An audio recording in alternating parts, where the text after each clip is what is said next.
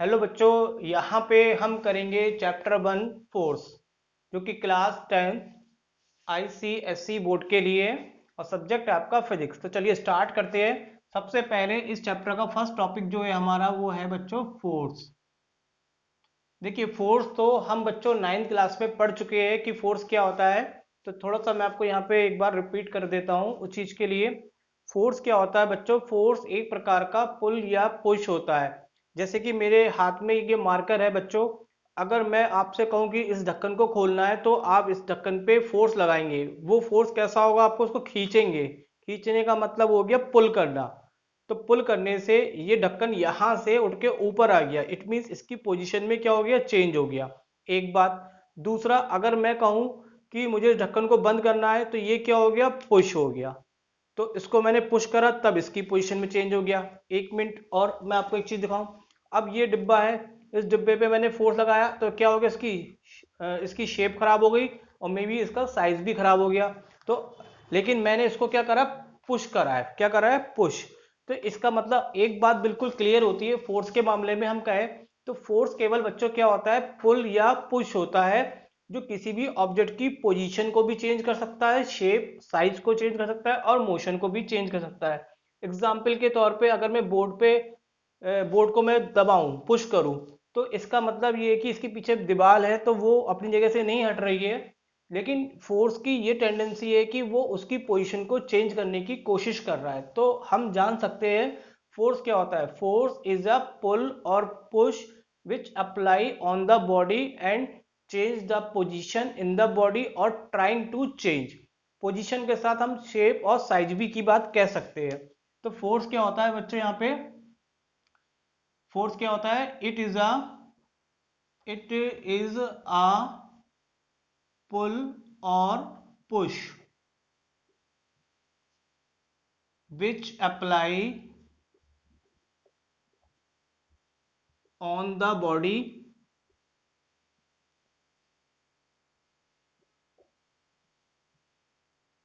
and change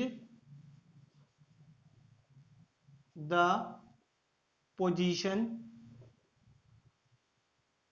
size, shape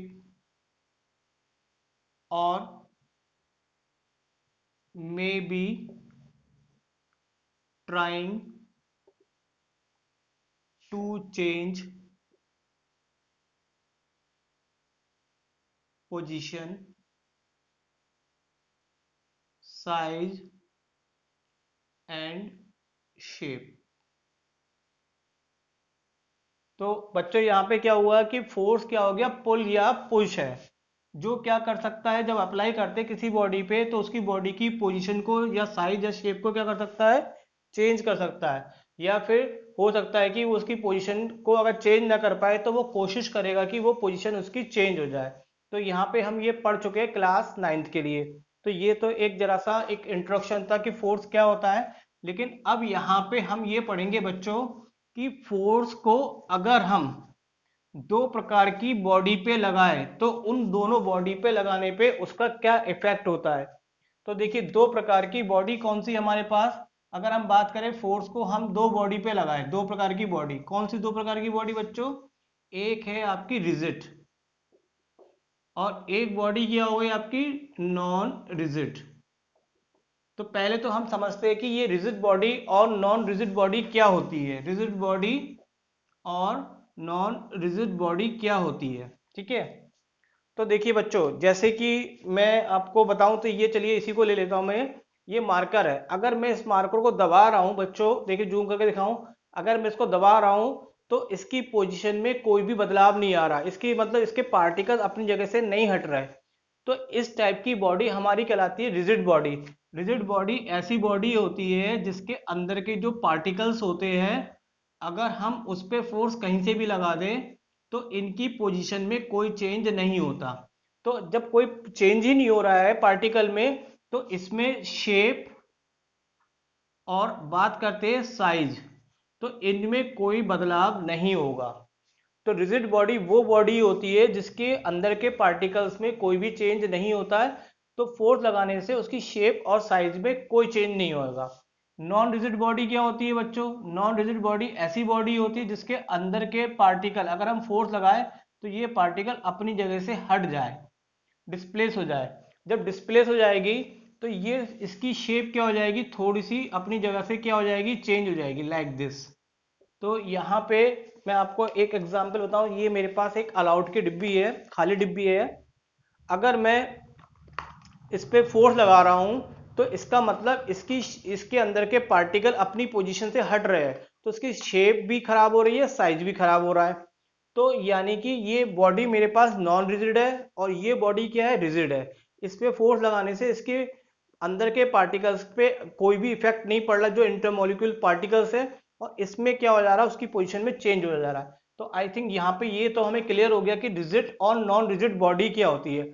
अब बात करते हैं कि क्वेश्चन ये आता है कि फोर्स का अगर हम रिजिड बॉडी पे अप्लाई करते हैं और नॉन रिजिड बॉडी पे अप्लाई करते हैं तो उन पे क्या इफेक्ट होता है। तो देखिए, अभी हमने यहाँ पे एक बात समझी कि अगर हम रिजिड बॉडी पे अप्लाई करते हैं फोर्स तो उसके अंदर के पार्टिकल में कोई चेंज नहीं आएगा, ना साइज में। तो यहाँ पे इसमें केवल चेंज अगर आएगा तो वो केवल किस में आएगा, मोशन में। कैसे?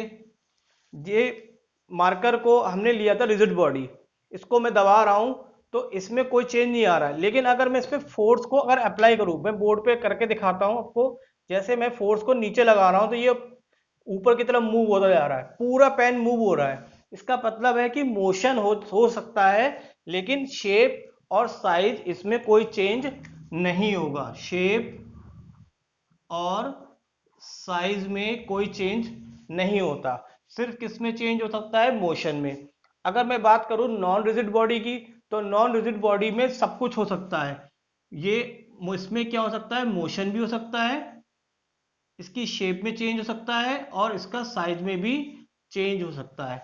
जैसे कि ये अलाउड का जो डिब्बा लिया, इसको मैं चाहूं तो ये मूव भी करा सकता हूं फोर्स लगा के, तो यानी कि मोशन हो रहा है, शेप साइज तो इसमें चेंज हो रही है। तो ये बहुत इंपॉर्टेंट क्वेश्चन है, और ये इस तरह का क्वेश्चन आपसे पूछा गया था 2014 और 2013 के पेपर में। आईसीएसई बोर्ड के क्लास 10 में पूछा गया था क्वेश्चन कि what is the effect of force on rigid and non rigid body. क्या डिफरेंस होता है कि अगर हम फोर्स को रिजिड और नॉन रिजिड बॉडी पे अप्लाई करें तो क्या डिफरेंस होता है। तो हम समझ गए कि अगर हम फोर्स को रिजिड बॉडी पे अप्लाई करते हैं बच्चों, तो केवल उसके मोशन में बदलाव आ सकता है, शेप और साइज में कोई चेंज नहीं होता है। जबकि अगर नॉन रिजिड बॉडी पे अप्लाई करते हैं तो मोशन के साथ साथ शेप और साइज में क्या होता है, चेंज होता है। तो ये इस तरह से क्वेश्चन यहाँ पे रिजिड और नॉन रिजिड के अकॉर्डिंग आता है। बच्चों यहाँ पे आप इसका स्क्रीनशॉट ले लीजिए, और क्योंकि ये क्वेश्चन बोर्ड्स में पूछा गया है, बहुत इंपॉर्टेंट क्वेश्चन है ये आपके लिए, कि फोर्स का रिजिड और नॉन रिजिड पे क्या इफेक्ट पड़ता है। तो चलिए इसका स्क्रीनशॉट ले लीजिए, मैं हट जाता हूँ। अब देखिए बच्चों, मैं आपसे एक बात जरूर कहना चाहता हूं कि आप मेरे साथ जब भी क्लास में पढ़ते हैं, मेरे साथ ऑनलाइन पढ़ते हैं, तो मैं चाहता हूं कि आप मेरे संग एक नोटबुक लेके जरूर बैठिए। अगर आप नोटबुक लेके नहीं बैठ सकते तो स्क्रीनशॉट लेने के बाद आप जब खुद सेल्फ स्टडी करते हैं तो जो आपने स्क्रीनशॉट लिए होते हैं उसको आप एक प्रॉपर नोट्स के रूप में आप तैयार करिएगा। तो आप देखेंगे आपको फिजिक्स बहुत ही आसान, नहीं बहुत ज्यादा आसान आपको लगने लगेगी अपने आप। तो चलिए नेक्स्ट टॉपिक पे बढ़ते हैं हम आगे।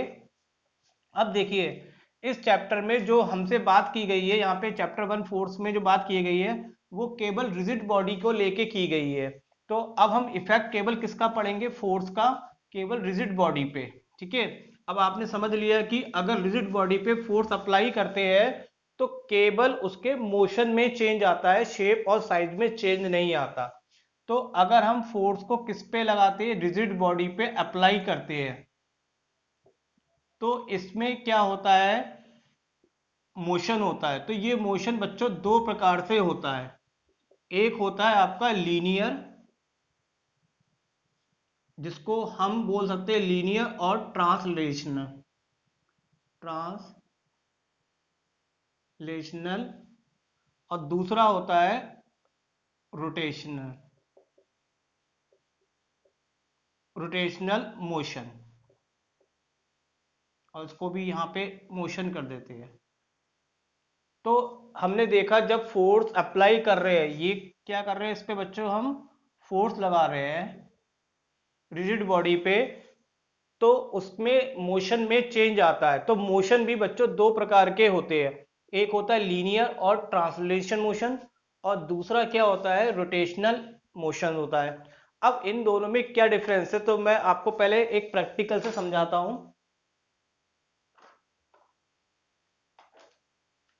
ये मेरे पास बच्चों एक फाइल कवर में जो लगती है स्ट्रिप, वो मेरे पास है यहाँ पे। अब देखिए बच्चों, अगर इसके दोनों एंड पे हम देखें तो दोनों एंड बिल्कुल फ्री है। अगर इन दोनों एंड पे फ्री है, अगर हम फोर्स कहीं से भी लगाए, जैसे कि ये समझ लीजिए कि मेरे पास जो मार्कर है, मार्कर को मान लीजिए कि फोर्स है। अब मैं इस मार्कर से इस पे फोर्स लगाता हूं तो ये स्ट्रिप इधर को मूव करती है बच्चों। अगर इसी मार्कर से मैं ऊपर से फोर्स लगाता हूं तो स्ट्रिप नीचे को आती है। अगर मैं नीचे से लगाता हूं तो ये ऊपर आती है। सिमिलर वे में अगर मैं इधर से लगाता हूं तो ये आपकी इधर की तरफ मूव करती है। तो आपने क्या नोटिस करा कि ये एक ही डायरेक्शन में मूव कर रही है, या तो ये ऊपर जा रही है, या नीचे आ रही है, लेफ्ट जा रही है, या राइट जा रही है। इट मीन्स कि ये किस टाइप का मोशन कर रही है, लीनियर, जिसको हम ट्रांसलेशन मोशन भी कहते हैं। अब इसमें मैं एक इसी स्ट्रिप में मैं कंडीशन लगाता हूं। कंडीशन क्या है बच्चों,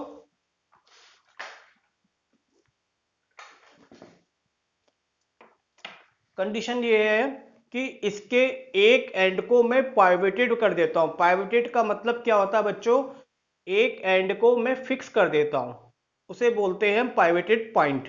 तो मैंने ये एक माचिस की तीली ली और इसके एक एंड को मैंने यहाँ पे इससे डाल के क्या कर दिया बच्चों, फिक्स कर दिया। यानी कि अब ये वाला एंड अपनी जगह से नहीं हटेगा, ये पॉइंट बन गया पाइवोटेड। अब मैं अगर इस पे फोर्स लगाऊं तो ये फोर्स लगाने पे बच्चों देखिए क्या होगा, रोटेट हो रहा है, किसके, रोटेट हो रहा है पाइवोटेड पॉइंट के अलोंग। तो ये बच्चों यहाँ पे क्या हो रहा है, देखिए रोटेट हो रहा है।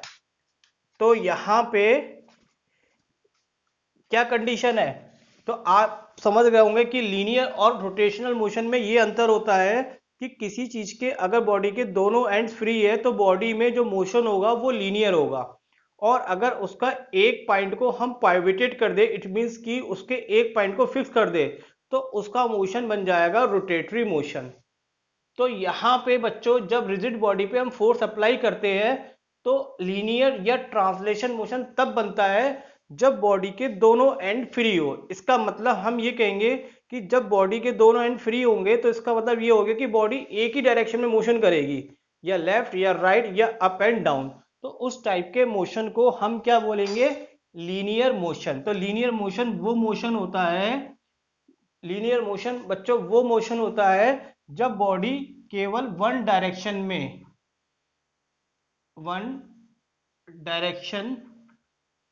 में क्या करती हो, मोशन करती हो, या कह सकते हैं motion in one direction, motion in one direction. और ये कब बच्चों फ्री, ये कब पॉसिबल है, जब दोनों एंड उसके फ्री हो। ठीक है।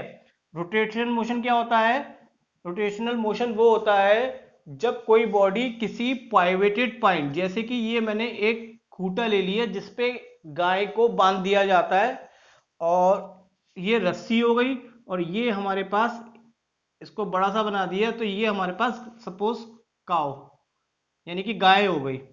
अब अगर काव आगे बढ़ना चाहेगी तो आगे मूव नहीं करेगी, अगर वो घास खाना चाहेगी अपने फील्ड के का तो वो इस तरीके से खाएगी। इसका मतलब ये पॉइंट आपका क्या हो गया, ये पॉइंट पाइवोटेड पॉइंट हो गया। पाइवोटेड का मतलब यहां पे ये फिक्स है, पाइवोटेड पॉइंट, ये पॉइंट हमारा फिक्स है। रस्सी का, यानी कि ये रोप है, रस्सी है, रस्सी का एक एंड फिक्स है और एक एंड क्या है जिसपे गाय बंधी है वो फ्री है। तो ये क्या कर रही है, रोटेशनल मोशन कर रही है आपकी।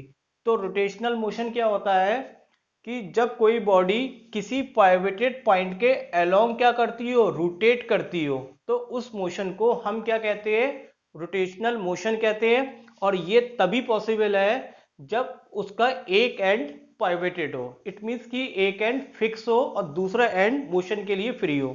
और इसी चीज को ही हम यहाँ पे क्या बोलते हैं बच्चों, जब ये रोटेशनल मोशन होता है तो इसी चीज को बोलते हैं टर्निंग इफेक्ट ऑफ फोर्स। तो पूछा जाता है बच्चों what is the turning effect of a force. तो टर्निंग इफेक्ट ऑफ फोर्स क्या होता है, when one point of the body when one point of the body is pivoted and on applying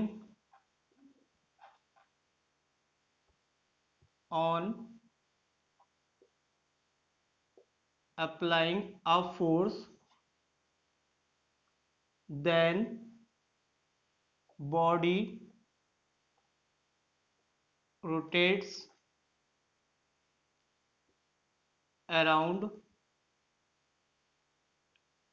the pivoted point.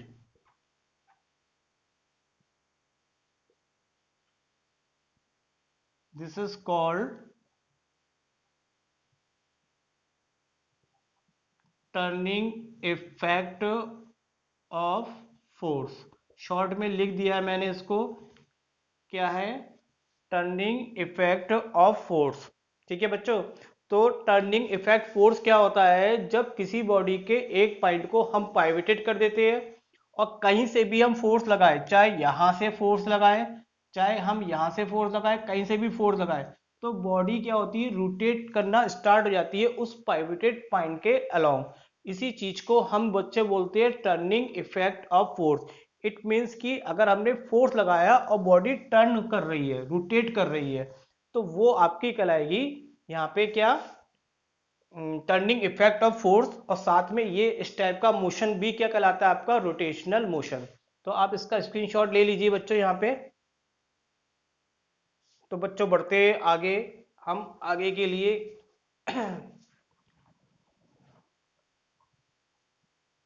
कुछ तो बच्चों physics को आसान हमें बना के चल के देखना है कि हम कितना और आसान कर सकते हैं।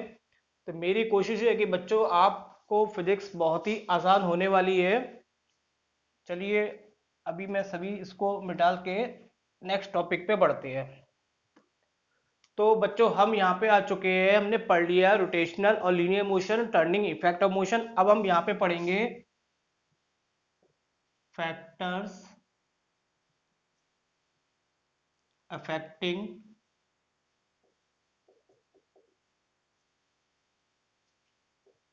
On turning body. कौन कौन से फैक्टर है जिससे कि बॉडी को हम टर्न करके रोटेट करा सकते हैं। अभी हमने देखा था जैसे कि यहाँ पे क्या था बच्चों की, जैसे कि ये इसको हम यहाँ पे क्या कर रहे थे, एक पॉइंट को पाइवोटेट करके इसको क्या कर रहे थे बच्चों, रोटेट कर रहे थे ये।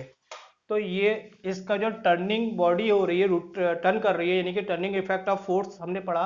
तो वो कौन कौन से फैक्टर पे डिपेंड करता है, तो ये हम इसको यहाँ पे पता लगाते हैं किस तरीके से। देखिए मैंने इसको फिर से पाइवोटेड बना दिया, ठीक है बच्चों। अब बड़े ध्यान से आप देखिए, मैं ये मार्कर मेरा एक फोर्स के काम कर रहा है, मैं मार्कर से यहाँ पे अप्लाई करता हूँ, ठीक है बच्चों। और मैंने अब नीचे से अप्लाई करा और थोड़ा सा मैंने इसके पाइवोटेड पॉइंट के नजदीक नजदीक से अप्लाई करा, तो ये रोटेट ही नहीं हुआ। देखिए बच्चों, हुआ तो थोड़ा सा तेज फोर्स से। तो आप एक बात ये नोटिस कर रहे हैं बच्चों यहाँ पे कि अब मैं थोड़ा सा तेजी से फोर्स लगाता हूँ, तो जितना मैं फोर्स लगाऊंगा उतना बॉडी ज्यादा टर्न करेगी। इट मीन उतना बॉडी ज्यादा आपकी क्या करेगी, रोटेट करेगी बच्चों यहाँ पे। तो पहली बात हमने देखी, पहला इफेक्ट होता है magnitude of force. Magnitude of force, जितना ज्यादा हम फोर्स लगाएंगे उतना बॉडी उतनी तेजी से टर्न करेगी। अब दूसरा इफेक्ट को अगर मैं समझाऊं, फिर से मैं इसको पाइवोटेड पॉइंट बना लेता हूं। कि दूसरी बार मैंने इसको एक किनारे से फोर्स लगा रहे हैं बिल्कुल, यानी कि पाइवेटेड पॉइंट से जितना मैक्सिमम डिस्टेंस है ले सकते हैं। तो इस जगह ये मैक्सिमम डिस्टेंस है, ये डिस्टेंस कम हो गई और ये कम डिस्टेंस हमें कहाँ से नापनी है, पाइवेटेड पॉइंट से। तो पाइवेटेड पॉइंट के अगर नज़दीक से लगाता हूँ तो उतना फोर्स नहीं लगेगा, अगर मैं इसको दूर से लगाऊं तो ये ज़्यादा टर्न कर रही है। तो इसका मतलब क्या है कि पाइवेटेड पॉइंट, जैसे कि मैं यहाँ पे पाइवेटेड पॉइंट बना लिया और ये हमारे पास दूसरा एंड है, अगर मैं फोर्स यहाँ से लगाता हूँ, एक कंडीशन ए नाम लिख देता हूँ, और एक बार फोर्स में लगाता हूँ बी यहाँ पे, और एक बार फोर्स में लगाता हूँ यहाँ से, तो आप ये देखेंगे बच्चों कि किसमें फोर्स की वैल्यू ज्यादा होगी, तो जो इस पाइवेटेड पॉइंट से सबसे ज्यादा दूर है, यानी कि जिसका जो परपेंडिकुलर डिस्टेंस कह सकते हैं इससे हम, ये भी परपेंडिकुलर डिस्टेंस, ये भी, तो ये सब परपेंडिकुलर डिस्टेंस, ये सबसे मिनिमम है, ये थोड़ी ज्यादा है और ये सबसे ज्यादा है। तो जितनी पाइवेटेड पॉइंट से ज्यादा आपकी क्या होगी, परपेंडिकुलर डिस्टेंस मैक्सिमम होगी, वो ज्यादा बॉडी उस केस में टर्न करेगी। तो दूसरी बात क्या है बच्चों यहाँ पे, maximum distance, maximum perpendicular distance from pivoted point. तो ये दो बातें बच्चों इफेक्ट डिपेंड करती है टर्निंग बॉडी पे, यानी टर्निंग इफेक्ट पे दो फैक्टर होते हैं, एक फोर्स की वैल्यू जितनी ज़्यादा लगाएंगे, दूसरा जितना ज़्यादा हम उसको पाइवेटेड पॉइंट से परपेंडिकुलर डिस्टेंस देंगे। वो दोनों ही बातें डिपेंड करती है किस पे, टर्निंग इफेक्ट ऑफ फोर्स पे। अब देखिए बच्चों मैं आपको बता दूं, इस पे एक क्वेश्चन आपसे पूछा गया था, वो क्वेश्चंस क्या है मैं पहले क्वेश्चंस को लिख देता हूं। बोर्ड में पूछा गया है, अभी हाल ही के बोर्ड में पूछा गया है 2023 में। तो देखिए क्या पूछा गया क्वेश्चंस। क्वेश्चंस के लिए मैं पीडीएफ मैंने बना रखी है, और चैप्टर के बाद मैं आपको सारे बोर्ड के क्वेश्चंस भी कराऊंगा, लेकिन अभी तो मैं फिलहाल जो क्वेश्चंस आपके टॉपिक के हिसाब से चल रहे हैं मैं वो करा रहा हूँ। तो क्वेश्चन में बच्चों ये पूछा गया था, पहली बार ये क्वेश्चन पूछा गया है 2023 में, इसी टॉपिक से आया है। क्वेश्चंस क्या है यहाँ पे एक ए पॉइंट दे रखा है, यहाँ पे ये ओ पॉइंट है, और इसको फोर्स लगा रहे हैं एक यहाँ पर, इसको नाम दे दिया इन्होंने F1, और एक फोर्स हम यहाँ से लगा रहे हैं, ये हो गया बच्चों F2, और एक फोर्स हम यहां से लगा रहे हैं, ये हो गया F3। यहां पे पूछा गया है कि दो क्वेश्चन है, which force produce maximum, which force produce maximum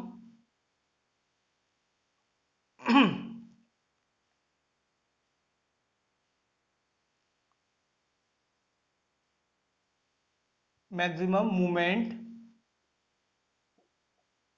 about point A.